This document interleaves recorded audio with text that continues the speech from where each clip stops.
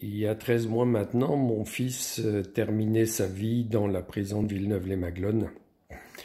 Et comme par hasard, anniversaire, il y avait déjà une grève des matons qui empêchait l'accès aux prisons de tout ravitaillement, mais surtout qui bloquait à l'intérieur les douches, enfin tout ce dont peuvent bénéficier les prisonniers, et surtout qui empêchait l'arrivée des mandats tellement utiles pour leurs cigarettes, pour leurs petites choses pour manger, etc.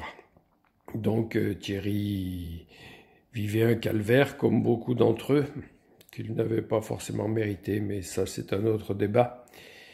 Et comme il n'avait pas d'argent, il empruntait à de la racaille, ce qui a transformé la fin de sa vie. Vous lirez ça dans mon livre très bientôt. Pendant un an, après sa mort, j'ai entendu la ministre de la Justice clamer haut et fort que la situation des prisons était prise en compte et qu'elle allait changer. Un an après, suite à une agression, somme toute assez classique, mon fils m'avait bien raconté que les patrons de la prison, c'était pas les directeurs, mais c'était bien les islamistes. Donc un an après, grève des matons, c'est-à-dire que tous les gens qui sont à la place de Thierry et qui souffrent de manquer de telle ou telle chose sont à nouveau bloqués. Oh, bien sûr, la Vox Populi pense que c'est bien fait pour leur gueule, ils n'avaient pas qu'à aller en prison. Mais là aussi, je vous donnerai matière à réfléchir.